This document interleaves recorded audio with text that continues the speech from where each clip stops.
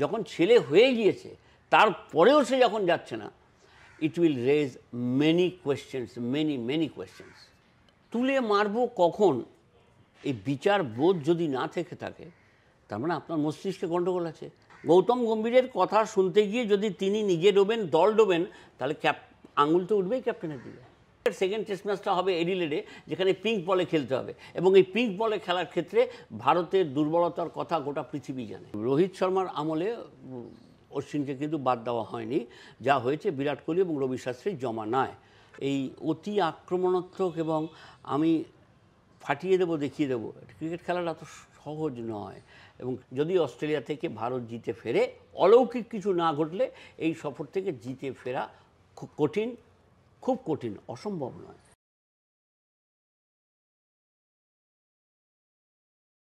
নমস্কার, আমি অনিমেষ। আজকে আবার আমাদের সাথে দেবাশিস দত্ত। ওনার জীবন সম্বন্ধে, অভিজ্ঞতা সম্বন্ধে জেনেছিলাম। তারপর থেকেই ওনাকে ধরার চেষ্টা করছি যে ওনার মধ্যে এই এক্সপিরিয়েন্স থেকে যেটা আসল আমাদের বের করার, সেটা হচ্ছে অ্যানালিসিস। আগেরবার জীবন সম্বন্ধে জানতে জানতে এত দেরি হয়ে গেছিল যে ভবিষ্যৎ সম্বন্ধে খুব একটা আমরা প্রশ্ন করতে পারিনি। তো ওনার ব্যস্ততায় খুঁজে ধরাটা তো খুব অসুবিধার। তো আজকে শেষমেশ ধরতে পেরেছি এই ময়দানের একটা তাঁবুতে। তো নমস্কার। নমস্কার, নমস্কার, নমস্কার। ভারত এখন অস্ট্রেলিয়া যাচ্ছে, এটা নিয়েই সব আলোচনা চলছে।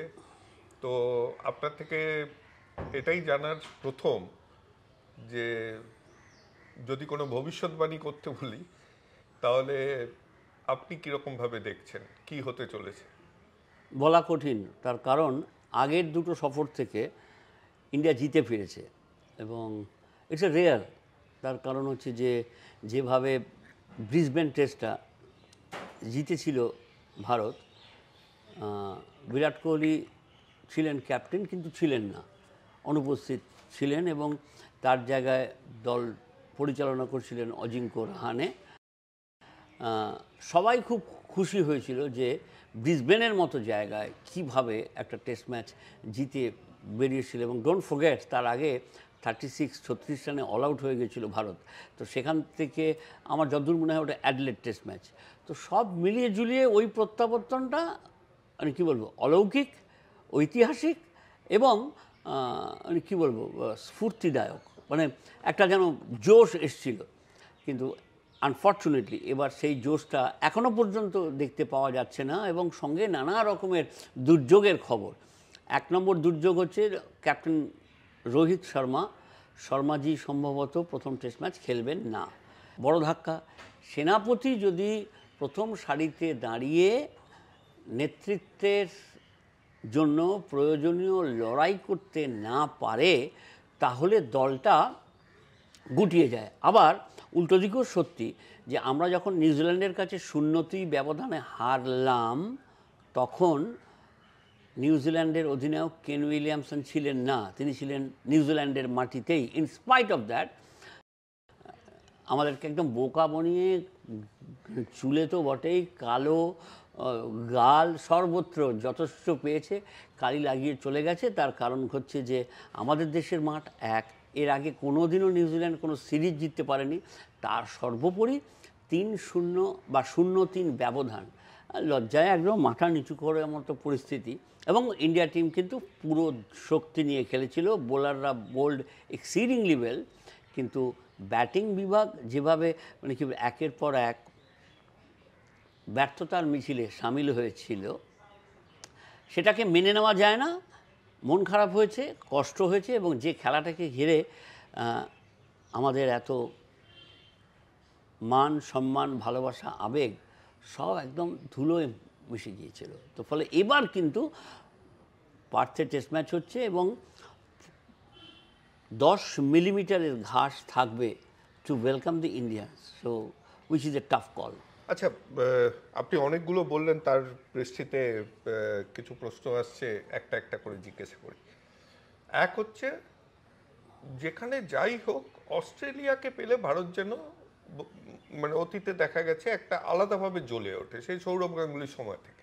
তারও আগে থেকে। হ্যাঁ, তো এইটা একদিক, কিন্তু 0-3টা কেউ এড়িয়ে যাওয়া যায় না। সৌরভ গাঙ্গুলি নামটা করলাম কারণ তখন টিমটা খুব সংঘবদ্ধ ছিল। এখন শোনা যাচ্ছে 3টে শিবিরে ভাগ হয়ে গেছে। না, আমার তো মনে হয় না, এই খবরটা ভুল। গম্ভীর, শর্মা, কোহলি না একে না না অপরের না সাথে না না কথা না না, বলছে। এটা রান না পেলে কোহলি হয়েছে, কোহলিও একই সঙ্গে রয়েছে, বাট হি আনফর্চুনেটলি ও রান পাচ্ছে না। আর গম্ভীরের কোনো শিবির, এই তো সবে এলো, শিবির তৈরি করবে কবে? একটা একটা কুড়ে ঘর বানাতেও তো সময় লাগে। আর রোহিত শর্মাকে ব্যাকিং করছে, এতে কোনো সন্দেহ নেই। তার মানে এই নয় যে 3টে শিবির হয়েছে, মানে যারা এই খবরটা রটাচ্ছেন ভারত হারছে বলে, আমি তাদের সঙ্গে একমত নই। আচ্ছা, দ্বিতীয়টাতে আসি, রোহিত শর্মা কেন খেলছে না ফার্স্ট টেস্ট? অ্যাকচুয়াল কি কারণ? এটাই কারণ যে আমার ছেলে হয়েছে, আমি ছেলের পাশে থাকবো, বা ছেলে হওয়ার কথা ছিল তাই আমি যাব। Now I am not going, আমি যাব। প্রথম টেস্ট ম্যাচ শেষ হয়ে যাবে, অ্যাডলেডে যখন 10 দিন পর টেস্ট ম্যাচ হবে, বউকে একটু সুস্থ করে ছেলেটাকে আর একটু বড় হতে দেখে ও যাবে। এটাই কারণ? এটাই কারণ, একমাত্র কারণ। না, টিম যখন হারে অনেক ফিস শুরু হয়ে যায় তো, ফিস নাম্বার 1, যে ইচ্ছা করে যাচ্ছে না না না, যাতে। পাগল নাকি? হ্যাঁ, আমার তো মনে হয় না, আমার তো যাওয়া উচিত, এতে কোনো সন্দেহ নেই। কিন্তু তার মানে এটা নয় যে কোনো গণ্ডগোলের কারণে ও যাচ্ছে না। মানে আমি বলবো যে এই খবরগুলো যারা রটায় তারা ফার অ্যাওয়ে ফ্রম ক্রিকেট। এইখানেই আমি আসছি, যে আপনি বললেন যাওয়া উচিত, মানে একটা পার্সোনাল লাইফকে স্যাক্রিফাইস করে দেশের জন্য খেলা উচিত। কিন্তু আমাদের দেশে আমরা তো কোনোদিন হারতে চাই না, আমাদের মধ্যে স্পোর্টসম্যান স্পিরিটটা খুব কম আছে, বিশেষ করে ক্রিকেটে। সেই গাভাস্কারের ইডেন থেকে শুরু করে কোহলির সময়ও হোক, এখন রোহিতের সময় হচ্ছে, যে আমরা একটু যদি খারাপ সময় আসে তাদের উপরে পার্সোনাল অ্যাটাক করাটাও ছাড়ি না। তো এই রকম যখন পার্সোনাল অ্যাটাক করি, তাহলে তারা পার্সোনাল লাইফটা স্যাক্রিফাইস করবে কেন আমাদের জন্য? আমি তার কথা বলতে পারবো না, আমি একটাই কথা বলবো, যাওয়া উচিত। কেন? 1 নম্বর হচ্ছে যে তুমি মুখে বলছো তুমি ভারতের সৈনিক, আপনি কোনো সৈনিক তার সীমান্তের দায়িত্ব ছেড়ে বাড়িতে বিয়ে করতে গেছে বা ছেলে মেয়ের জন্য গেছে, এমন ঘটনা শুনেছেন কি? এক না। ইন্ডিয়ান ক্রিকেটে সুনীল গাভাস্কারের যখন প্রথম ছেলে হয়েছিল, একটি ছেলে, ও তখন ওয়েস্ট ইন্ডিজে ছিল, এবং রোহনের ছবি তুলে গাভাস্কার প্রয়াত ধারাভাষ্যকার সুরেশ সারাইয়ার হাত দিয়ে ছবিটা পাঠিয়েছিল ওয়েস্ট ইন্ডিজে। Sunil Gavaskar, don't forget, okay. তারপরে সৌরভ গাঙ্গুলির যখন সানা হলো, তখন আমরা ছিলাম দক্ষিণ আফ্রিকার। আমাকে সেদিনকে সৌরভ সেঞ্চুরি করেছে, হোটেলে ফিরেছি, ফেরার পর আমাকে বললো খিদে পেয়েছে, চলো বাইরে খেতে যাই।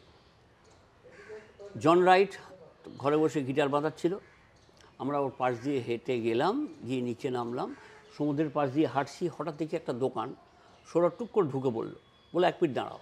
বেরিয়ে এলো একটা হাতে প্রিন্ট আউট নিয়ে, ও কন্যা সানার ছবি ওকে মেল করেছিল, সেই মেল থেকে প্রিন্ট নিয়ে এসছে। তো তুমি কে ভাই, যে তোমার এর সময় তুমি কেন এটা কেন করছো? আমাকে এটা বলতে হবে যে তোমার ছেলে হয়েছে, ভালো কথা। 10,000 কোটির ছেলে, 100 কোটির কম না, 10,000, 1 লক্ষ কোটি, তুই অনেক টাকার ছেলে, বাট দেশের কাজ যখন হবে তখন তোমার সব কিছু ছেড়ে ছুড়ে দিয়ে চলে যাওয়া উচিত। এবং বিশেষত যখন ছেলে হয়ে গিয়েছে তারপরেও সে যখন যাচ্ছে না, it will raise many questions, many questions. এবার তাহলে খেলায় ফিরি। এই যে 0-3 হারলাম আমরা,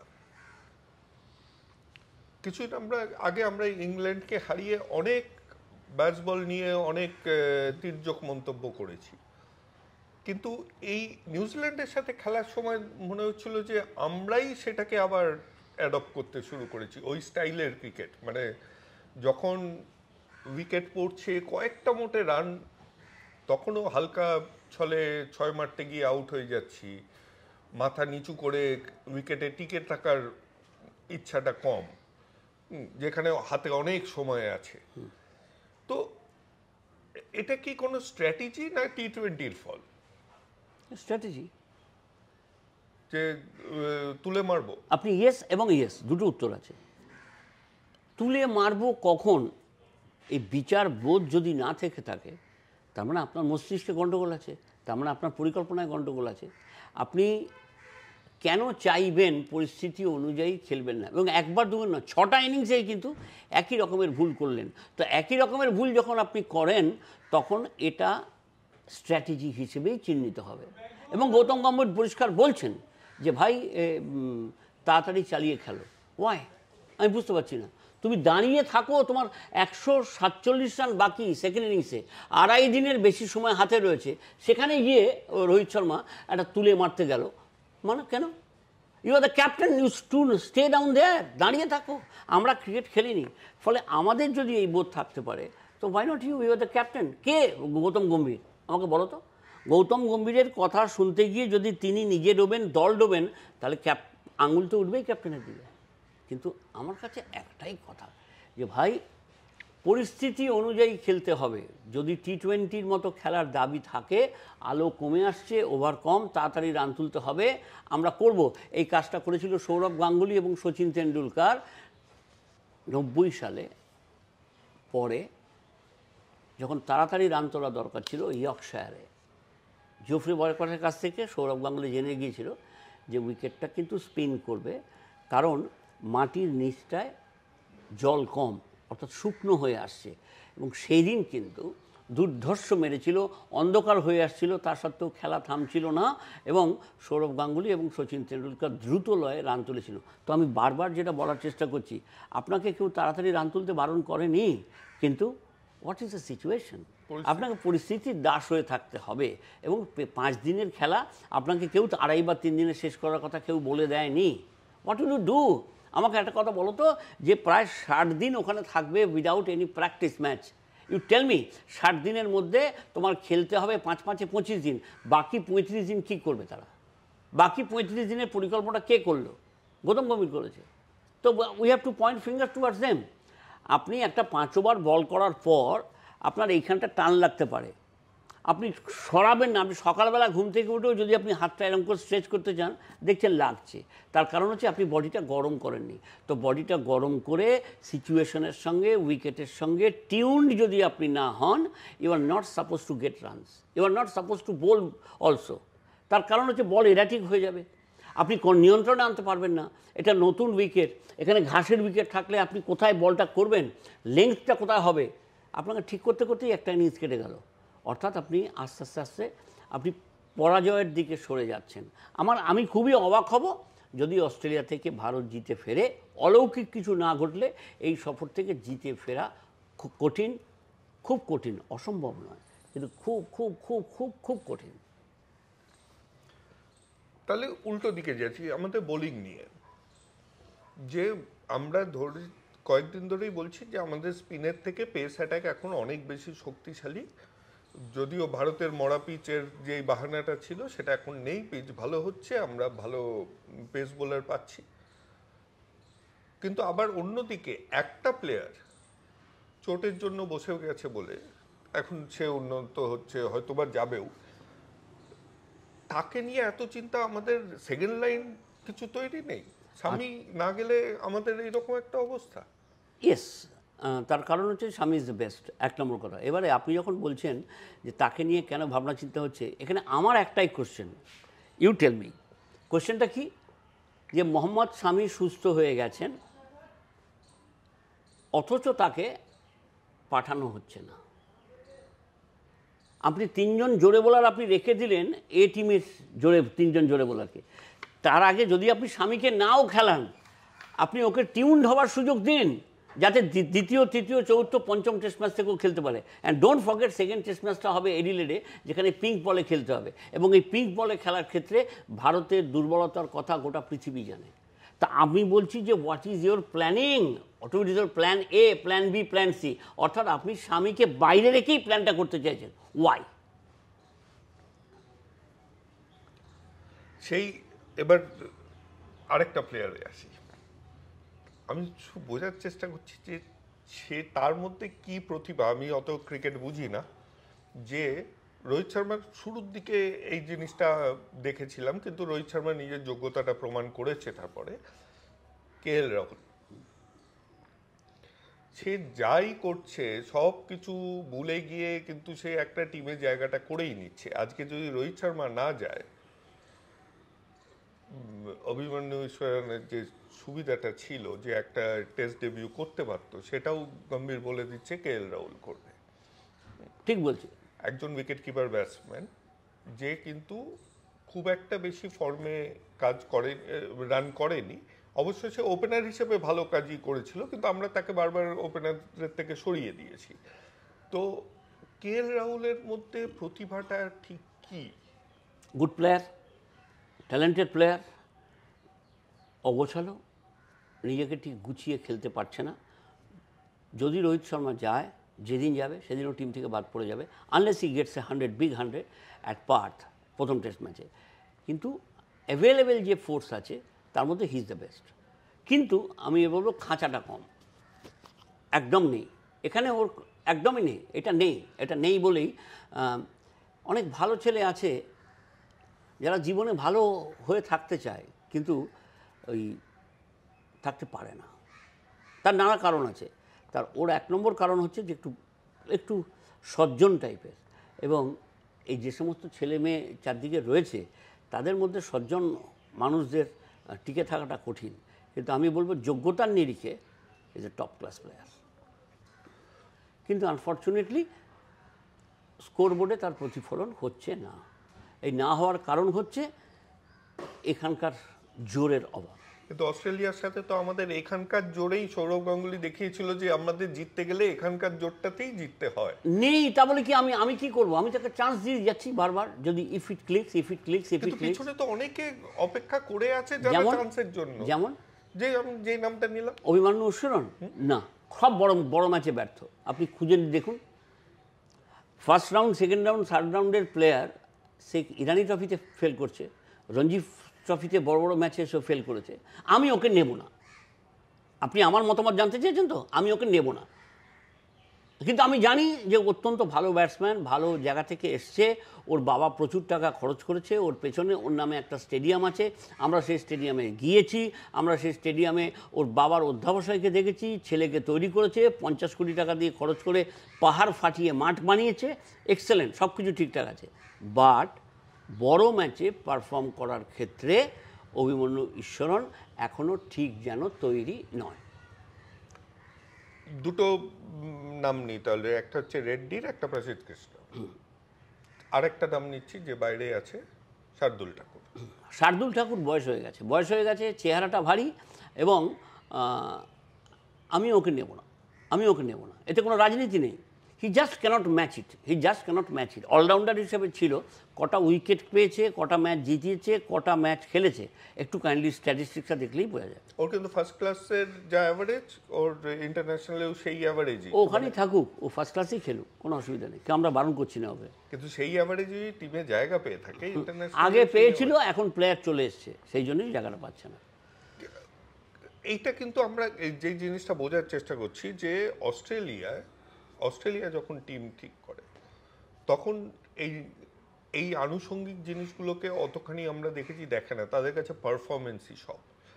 আমরা নামটাও দেখে সিলেক্ট করি, যেই জায়গাটাতে আপনি একটা বড় বলছেন প্লেয়ারকে বাদ দিতে গেলে, ও বড় প্লেয়ার নয় না, ওর কথা বলছি না, যে বড় প্লেয়ারদের বাদ দিতে গেলে আমরা 50 বার সেই রকম ভাবে দেখতে গেলে আজকের ফর্মে হয়তোবা বিরাট কোহলিও একবার ঘুরে আসা উচিত ডোমেস্টিক ক্রিকেট থেকে। আমি একবার অস্বীকার করছি এই কথাটা, আমি আপনাকে একটা কথা বলছি, রোহিত শর্মার আমি একবার বলছি, আমরা করতে পারি না কেন? করতে পারি না তার কারণ যে বোর্ড মনে করছে যে ওদের বাদ দিলে জনমানসে একটা বিরূপ প্রতিক্রিয়া সৃষ্টি হবে, সেটাকে হ্যান্ডেল করার ক্ষমতা নেই। আর স্পন্সর এইগুলোর আপনি বলছেন যে সোশ্যাল যে চিন্তাধারা, স্পন্সর, এইগুলো অনেকখানি Of course. টিম সিলেকশনে Of course, কাজ of course. শুধু ক্রিকেটীয় না না না কারণ না না না আপনি একটা উচ্চতায় ওঠার পর আপনার পেছনে নানা রকমের কারণ চলে আসবে এবং সেই কারণটাকে অস্বীকার করা যায় না এবং এ কারণেই এখন থেকেই বলা শুরু হয়ে গেছে যে পরবর্তী টি-20 বিশ্বকাপে রোহিত এবং বিরাট যে খেলবে না সেটা কি খুব ক্ষতি হবে? আমরা মনে করছি না, ক্ষতি হবে না। আগের বিশ্বকাপটায় ওরা যেহেতু ছিল, আগের বিশ্বকাপটা যেহেতু ওরা জিতেছে বার্বাডোসে, তাই এই রকম ধরনের আলোচনা হচ্ছে। আরেকজন প্লেয়ারের কে আসি, শেষের দিকেই আছেন যিনি, এবং আমার মতে তাকেও খুব ভালো প্লেয়ার হওয়া সত্ত্বেও প্রচণ্ড লড়াই করতে থেকেছেন তিনি সারা জীবন টিমের ভিতরে এবং মাঠে তো নিশ্চয়ই, রবিচন্দ্রন অশ্বিন। 100বার, 100 টাইমস। যে এখন বলছে যে আমি যে কোনো ম্যাচই খেলতে নামি, যেটা আমার শেষ ম্যাচ, এবং আমি হাসি মুখে খেলি একটাই কারণের জন্য, জীবন সম্পর্কে আমার যা উপলব্ধি তাতে হচ্ছে যে মুখে যদি হাসি না থাকে তাহলে আপনি কোনো কিছুই করতে পারবেন না। বিরাট বিরাট বিরাট বিরাট ওকে বিরাট কোহলি এবং রবি শাস্ত্রীরা বাদ দিয়েছিল, রোহিত শর্মা ওকে ফিরিয়ে নিয়ে এসছে, গৌতম গম্ভীরের সমর্থন রয়েছে। ফলে আমার মনে হয় পার্থ টেস্টেও যদিও পেস সহায়ক উইকেট, সেখানেও রবিচন্দ্রন অশ্বিন প্রথম 11-এ থাকবেন বলে আমার মনে হয়। কুলদীপ, জাদেজা, অশ্বিন। কুলদীপ তো নেই, টিমে নেই। কুলদীপ টিমে নেই। না, আমি বলছি এই তিনজনের মধ্যে যদি আমাকে চুজ করতে হয় তাহলে আমি বারবার করে দেখেছি অশ্বিনই বাদ যাচ্ছে। তো এই জমানায় না, এই জমানায় না, এই জমানায় রোহিত শর্মার জমানায় না, সবে শুরু না সেই মানে বলছি রোহিত শর্মার আমলে অশ্বিনকে কিন্তু বাদ দেওয়া হয়নি, যা হয়েছে বিরাট কোহলি এবং রবি শাস্ত্রীর জমানায়। তো এবার ফাস্ট বোলিংয়ে আবার যদি স্বামী যায় তাহলে আপনার মতে কে বাদ পড়বে, হর্ষিত না প্রসিদ্ধ কৃষ্ণ? আমি আগে বাদ দেবো মোহাম্মদ সিরাজকে। তাই? হ্যাঁ, মোহাম্মদ সিরাজকে বাদ দেবো। তার কারণ হচ্ছে যে ও বিরাট কোহলির পাল্লায় পড়ে ওর ওই হাবভাব, আচরণ এবং অতি আক্রমণাত্মক হতে যাওয়ার ফলে হি ক্যানট কন্ট্রোল দ্য ডেলিভারিজ। দেখবেন বল অনেক লেগ স্টাম্পের বাইরে চলে যাচ্ছে, ওয়াইড দিয়ে ফেলছে। তো এগুলো হয় কি, ভেতরে ভেতরে আপনি যদি নিজেকে মনে করে থাকেন যে আপনি একটা কেটা বা কেসটা হয়ে পড়েছেন, তখন কিন্তু মানে কেসটা মানে আমি এর বীরভূমের কেসটার কথা বলছি না, মানে কেষ্টবিষ্টু যারা হয়ে পড়েছেন সেটা আলাদা ব্যাপার, কিন্তু তা নয়। কিন্তু আমার মনে হয় যে এই অতি আক্রমণাত্মক এবং আমি ফাটিয়ে দেবো, দেখিয়ে দেবো, ক্রিকেট খেলাটা এত সহজ নয়, এবং ক্রিকেট খেলাটা দাবি করে মাটিতে পা রেখে খেলার ব্যাপারে। যদি আপনি থাকেন, আপনি দেখবেন অনেক বড় বড় প্লেয়ার হারিয়ে গিয়েছে শুধুমাত্র ওই নিজেকে খেলার চেয়েও বড় করে দেখানোর জন্য। এবং এই যে নিজেকে বড় করে দেখানোর অন্যতম কারণেই কিন্তু ছন্দপতন যতটুকু ঘটেছে বিরাট কোহলির, ওই কারণের জন্য। আপনি সিরাজ নিয়ে বলছিলেন। আমি তো এই কথাই বললাম যে সিরাজ থেকে ও তো শিষ্য, তার কারণ হচ্ছে যে ওরা ব্যাঙ্গালোরে একসঙ্গে খেলে। এইটা নিয়ে আমরা আরেকটা এপিসোড করব যে কেন গাভাস্কার এবং তেন্ডুলকারের যারা ফ্যান তারা এত বিরাট কোহলিকে অপছন্দ করে। এটা নিয়ে আমি এখন আপনাকে বলবো না, কারণ অস্ট্রেলিয়াতেই থাকি, সেটা আপনার কথায় মাঝে মাঝেই প্রকাশ পেয়ে যায়, সেটা আমরা পরে একদিন জানবো।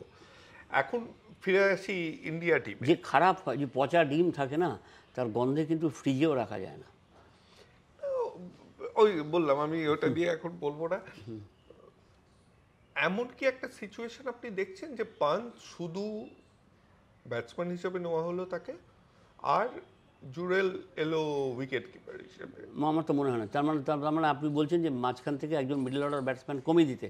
আপনি যে কথাটা বলছেন তার আমাকে তো 6 জন ব্যাটসম্যান রাখতে হবে। উইকেট কিপার যদি জুরেল খেলে, তাহলে আপনি 5 জন ব্যাটসম্যান হচ্ছে, প্রথম হচ্ছে রোহিত শর্মাকে বাদ দিয়ে রাখতে হবে প্রথম টেস্ট ম্যাচে। তার মানে আপনাকে যশস্বী জয়সওয়াল, KL রাহুল 2 নম্বর। তখন আপনি যদি মনে করেন যে জুরেলকে খেলাবেন, 4 নম্বরে বিরাট কোহলি, 5 নম্বরে আবার পন্থ এলো, 6 নম্বরে এখানে হার্দিক পান্ডিয়া নেই, তো রবীন্দ্র জাডেজা। হ্যাঁ, তো এরকম করে তখন টেলটা শুরু হয়ে যাবে। তো আমার মনে হয় না যে এই ব্যাটিং ডিপার্টমেন্টটা খুব একটা মানে শক্তিশালী বলে মনে হচ্ছে। তবে যেহেতু জুরেল ওখানে ফর্মে ছিল এই টিমের জন্য, তাই একটা ট্রাই করে ওকে দেখা যেতে পারে। তবে উইকেট কিপার হিসেবে উইকেটের পেছনে যে বকবকম যেটা করে পন্থ, দ্যাট অলসো প্লেজ। এবং তার চেয়ে বড় কথা হচ্ছে যে স্লেজিংয়ের বদলা স্লেজিং যদি করতে হয়, তাহলে কিন্তু পন্থকে দরকার, শুধুমাত্র প্রথম 11-এ নয়, একেবারে উইকেটের পেছনে। আচ্ছা, তো আপনি মানে উইকেট কিপারের আরেকটা, আজকে মডার্ন ক্রিকেটে আরেকটা যে রোল আছে উইকেট কিপিং বাদ দিয়েও, সেটাকে যেখানে আমাদের ঋদ্ধিমান সাহা হয়তো করে উঠতে পারতেন না, করতো, কিন্তু এর প্রত্যুৎপন্ন মতিত্ব অনেকটা অন্যরকম, এবং এটা খানিকটা অস্ট্রেলীয়দেরই চ্যালেঞ্জ ফেলে দেবে, এবং হাসতে হাসতে খুন করার মতোই হাসতে হাসতে আপনাকে স্লেজিং করে যাবে, আপনি টের পাবেন না। সবাই জাভেদ মিয়াঁদাদ নয়। টেস্ট ক্রিকেট আমরা চিরকালই একটা সনাতনী ক্রিকেটের ফর্ম হিসেবেই ধরেছি। ওডিআই আর টি20-তে অনেকখানি এক্সপেরিমেন্টেশন হয় এবং যে যা খুশি করে। এবার সেই জায়গায় টেস্ট ক্রিকেটে যেখানে একদম মেন যার যেই স্ট্রেংথ সেটা নিয়েই খেলতে হয়, সেই টিমে আমরা এত অলরাউন্ডার খুঁজি কেন? কারণ আমরা যখন বড় হয়েছি তখন কিন্তু খুব একটা অলরাউন্ডার হতো না। কয়েকজন, কপিল দেব বাদ দিলে কয়েকজন বোলার হয়তো ব্যাট করতে পারতো, কিন্তু তারা বোলারই। কিন্তু এই এই এখন এর আগের মানে কয়েক বছর থেকেই দেখা যাচ্ছে অলরাউন্ডার হওয়া, এবং আমার জুডেলের প্রশ্নটাও সেইখানে যে আমরা একটা ফুল টাইমার উইকেট কিপার ছাড়া, আমি বলছি যে আরেকটা জুডেল যেহেতু ব্যাট ভালো করতে পারে এর জন্য কেন তাকে এবং পান্তকে কেন ব্যাটসম্যান হিসেবে নেওয়া নয়। এই যে আমরা অলরাউন্ডারের দিকে ঝোঁক আমাদের, যেটা কিন্তু অন্য জায়গায় অস্ট্রেলিয়াতে টিপিক্যালি দেখা যায় না। অস্ট্রেলিয়া এখনো পুরোপুরি বোলারকে বোলার হিসেবেই ট্রিট করে, ব্যাটসম্যানকে ব্যাটসম্যান হিসেবেই ট্রিট করে। তো এই যে আমাদের এই ঝোঁকটা কেন? আমরা একটা বোলারকে বলি তোমাকে ভালো ব্যাটও করতে হবে, আর একটা ব্যাটসম্যানের মধ্যেও বোলার খুঁজি মাঝে মাঝে।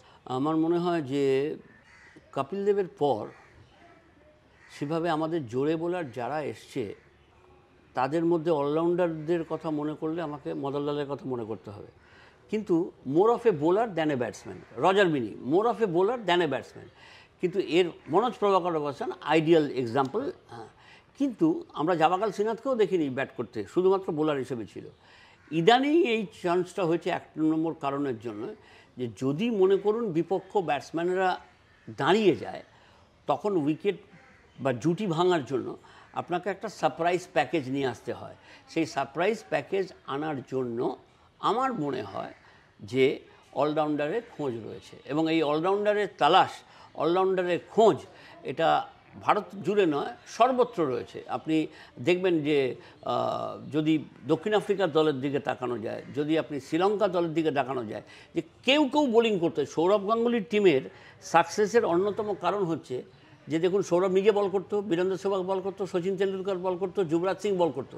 ফলে এরপর থেকেই এই ট্রেন্ডটা আসতে শুরু করে যে we need a bowler who will be able to bowl 4-5 over in our crisis time, যখন দল জমে গেছে। এই কারণে, মানে বিশেষ কোনো কারণের জন্য এরম নয়।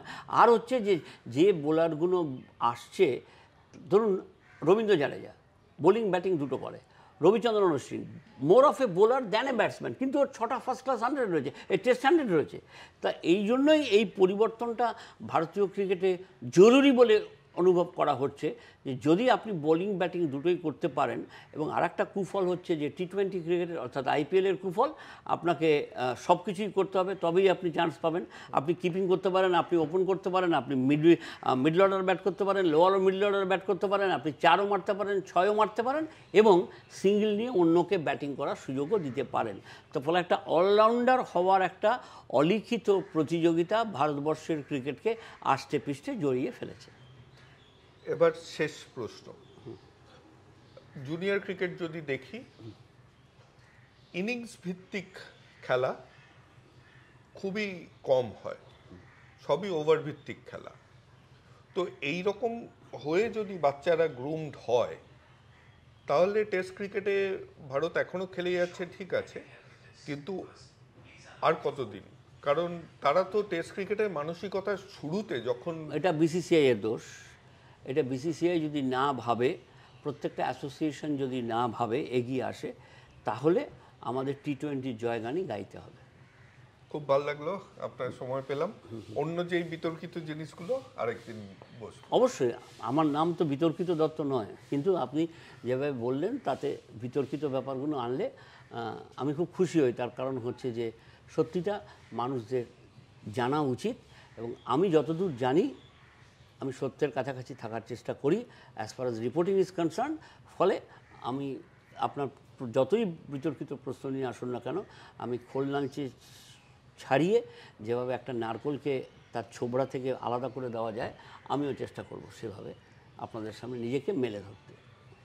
এবার কি একটাও টেস্ট জিতবে? আপনি বলছেন খারাপ করবে, কিন্তু আমরা কি আশা করতে পারি অ্যাটলিস্ট একটা জিতবে?